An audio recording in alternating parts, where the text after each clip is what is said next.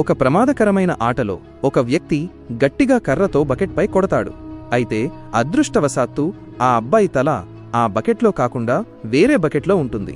అప్పుడతను నువ్వు 5,000 ఓడిపోయావు, గెలిస్తే 10,000 వచ్చేవి, ఎందుకంటే ఆ అబ్బాయి ఆ బకెట్లో కాదు, ఈ బకెట్లో ఉన్నాడు అని అంటాడు. ఆ అబ్బాయికి భయంతో ప్యాంట్లో పోసుకునేంత పని అవుతుంది. కాని అతని చెప్పులు నవ్వుతూ, అయ్యో నేను బతికిపోయాను, నా పని అయిపోయిందనుకున్నాను అని అంటాడు. అప్పుడా గురువు, నేను ఉండగా నీకేమీ కాదు, ఈరోజు చూడు ఎంత డబ్బు సంపాదిస్తాను అని చెప్పి ఆ కుంటివాడి దగ్గర్నుండి 5,000 తీసుకుంటాడు. తర్వాత ఇంకెవరైనా ఉన్నారా ఆడటానికి అని అడుగుతాడు.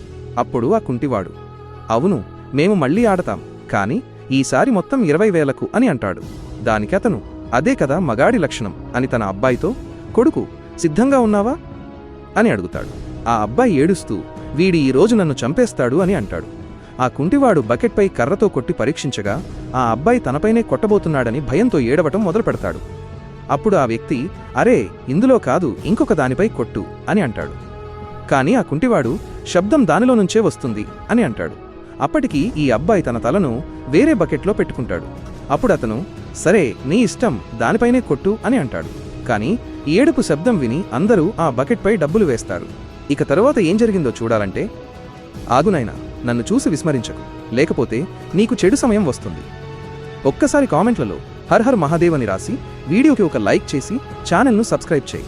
నీ ప్రతి కోరిక నెరవేరుతుంది. అతను కొట్టడానికి సిద్ధం కాగానే ఆ అబ్బాయి భయంతో పారిపోతాడు. అతన్ని పట్టుకుని మొత్తం డబ్బు తీసుకుంటాడు.